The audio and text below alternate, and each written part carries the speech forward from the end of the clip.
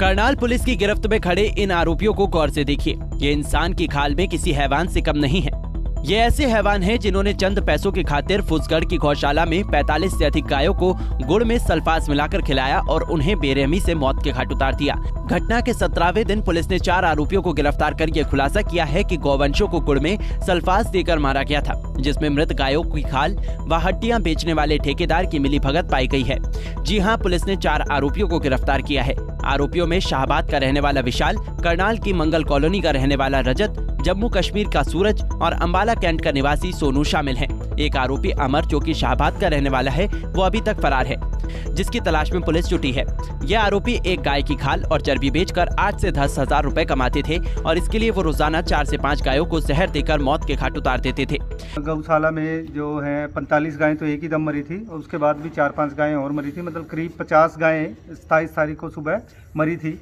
और जैसे ही सूचना मिली थी वहाँ मौके पे सारा प्रशासन भी गया था, हम भी मौके पे गए थे। और उसी दिन से हमें ये इस गुत्थी को सुलझाने में कि इतनी ज़्यादा गायें कैसे मरी हैं, सभी गायें का पोस्टमार्टम करवाया गया था। और पोस्टमार्टम रिपोर्ट जल्दी मंगवाने के लिए एसपी साहब ने 2 बार डीओ लेटर्स भी लिखे हैं।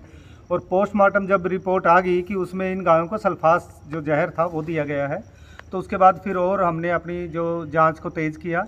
सीसीटीवी कैमरे, इनकी कॉल डिटेल्स, लोकेशन और हर एक वो आदमी जो गौशाला से जुड़ा हुआ था, हमने सबसे पूछताछ की बिल्कुल बारीकी से। और लास्ट में फिर हमें पता चला कि ये जो अमित है यहाँ पे, जो डेहा जाति का प्रधान है, इसके रिश्तेदारों ने, अमित ने यहाँ ठेका लिया हुआ है। और जो मृत गाय उठाने का है, उसने यहाँ काम करने के लिए उसका भाई है रजत, एक उसका साला है और एक उसका चाचा है विशाल। विशाल का भतीजा आगे एक अमन है, अमर, और एक सोनू है। ये 5 आदमी यहाँ काम करते थे। 50-50 के पार्टनर थे। एक पार्टनर इनका विशाल था और दूसरा ये अमित था। तो 5 लोग ये लगातार यहाँ काम कर रहे थे। इस काम को करने के लिए उन्होंने यमुना के पास, मंगलौरा के पास काफ़ी ज़मीन भी ली थी, जिसमें हड्डी और उसको खाल उतारने का काम करते थे। तो इनकी इन्वेस्टमेंट जो इन्होंने आप बताया कि इन्वेस्ट इनका काफ़ी हो गया था। जो विशाल है, पहले भी अंबाला में काम करता था ऐसे ही गाय के मृत पशु उठाने का। और वहाँ इसके साथ था जो वो सूरज नाम का एक लड़का था। वहाँ क्या करते थे, जो आवारा पशु हैं उनको जहर दे देते थे और जब वो मर जाते थे उनकी खाल उतार लेते थे और उनकी हड्डियाँ वगैरह बेचते थे। यहाँ भी फिर इसने, विशाल ने कहा कि वही काम यहाँ करते हैं। ऐसे तो 2-4 गाँव से गायें मरती हैं जैसे रूटीन में, उनसे हमारा काम नहीं होनेगा। फिर ये अंबाला से जहर लेके आया है, वही सल्फास जो रूटीन में देते थे, पाउच हैं सल्फास के। और 1-2 बार इन्होंने रूटीन में दिया है।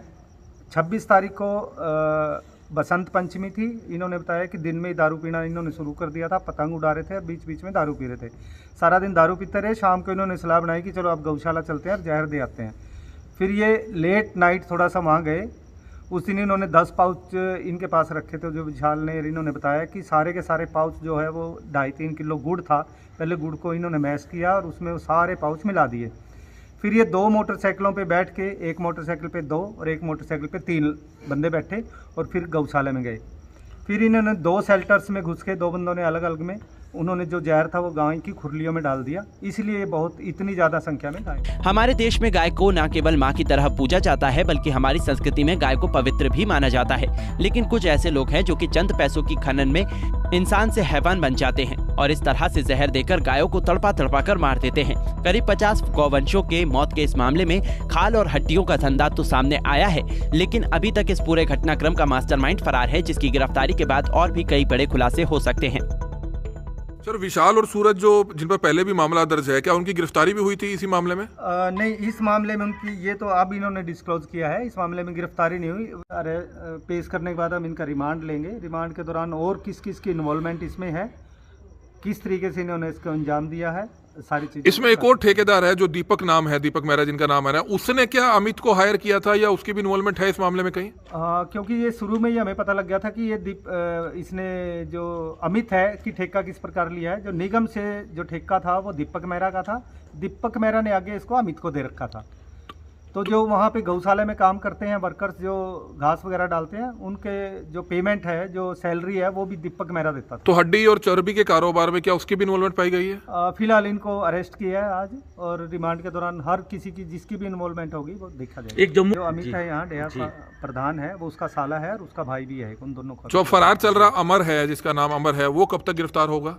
बहुत जल्दी उसको भी गिरफ्तार कर लिया जाएगा और इसके अलावा और भी कोई अगर इन्वॉल्व है उनको भी जल्दी गिरफ्तार किया जाएगा। इसमें जिस तरह से बात आ रही थी सामने कि चारे के अंदर कुछ मिलाया गया है, हरे चारे को लेकर, नहीं, वो उस चीज़ पे भी सबसे पहले हमने उसी चीज़ पे काम किया था कि चारे में कुछ होगा, लेकिन चारे वाले से हमने पूछा था जिस खेत से चारा आया था, उसके अलावा और कई जगह उस दिन चारा गया था, हर जगह हमने जाके पूछताछ की थी, तो चारे में ऐसा कुछ तो दूसरा फोरेंसिक पे जब क्लियर हुआ कि सल्फास दिया हुआ है, फोरेंसिक की रिपोर्ट के बाद ये क्लियर हो गया था कि सल्फास दिया गया है। तो ये चीज़ रिपोर्ट आने के बाद फिर हमने उस तरीके से काम किया कि किसी ने जानबूझ के इंटेंशनली गांव को जहर दिया। अभी इन्होंने डिस्क्लोज किया है, इस मामले में गिरफ्तारी नहीं हुई। इसके अलावा इसके पास इसके खिलाफ एनडीपीएस के काफ़ी मुकदमे दर्ज हैं जो अभी भी चल रहे हैं, कुछ में ये बरी भी हो गया। ये और भी ऐसे मामलों में शामिल है, ऐसे कई मामले हैं। इससे पहले हमारे यहाँ करनाल में एक इंसिडेंट और हुआ था, उस टाइम भी 9-10 गायें मरी थी नीलोखेड़ी में। उस केस को भी हमारी टीम द्वारा सॉल्व किया गया था और उसमें भी ये जो डेहे थे